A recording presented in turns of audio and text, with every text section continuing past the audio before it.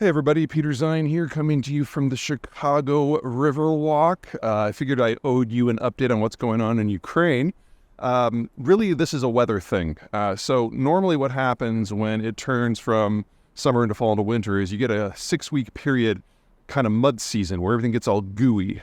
Well, it looks like that's not really happening this year. It's been much colder, and as a result, operations can continue. But if there's going to be a limiting factor in the war, it's probably going to be equipment. Most of the Western countries have already provided the Ukrainians with all of the spare gear that they have.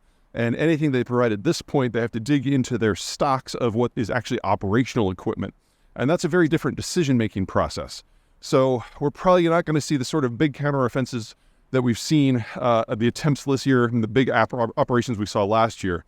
Instead, this is likely to turn into a war of logistics. Now, the Russians have never been very good at that. And the Ukrainians have proven that they're able to take basically Garage Project missiles and take out Russian flagships. So expect the Ukrainians to be going after rail nodes, especially in the areas of Crimea and southwestern Russia. There was this massive storm in the Black Sea last month that did a lot of damage in those areas that the Russians are still cleaning up, which makes it kind of a perfect time for the Ukrainians to snarl things as much as possible.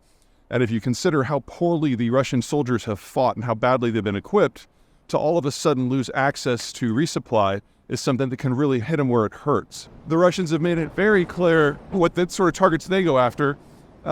Their guidance isn't nearly as good as what the weapon systems are that the West has provided to the Russians, so they go after static emplacements, specifically power nodes and rail junctions. So you should expect large-scale brown and blackouts to be carpeting Ukraine over and over and over again. Which brings me to you. In the month of November, we had a matching program for donations to MedShare, which is a charity that provides medical assistance to communities who are under threat in some way. Specifically, we were giving to the Ukraine Fund. And a number of people wrote in to help us with our matching, and ultimately we matched the first $100,000 of donations.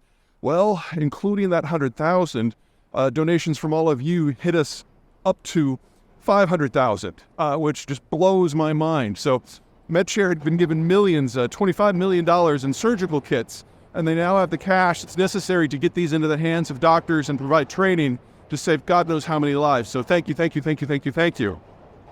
Now, do have one other announcement. There was a book fair in New York recently, and it came to my attention that Cindy Crawford, of all people, has read my book. I'm Cindy Crawford, and the most recent best book I read was called The End of the World is Just the Beginning by Peter Zeihan, I believe. And it's fascinating, but a little depressing. Cindy Crawford knows my name. So 2 things. Number 1, call me. And second, if you like books, if you like my book, Cindy Crawford likes my book. There's this bad boy. About 10 years ago, Accidental Superpower, my first book, was published. And we have been working in the last few months on an updated version that kind of fills the gap in those 10 years and gives you an idea of where I was right, where I was wrong, and why, and what is next. And it publishes, and it is available for you the day after Christmas. So, everyone buy 14 copies. That would be great. But mostly, I want to make sure Miss Crawford gets one.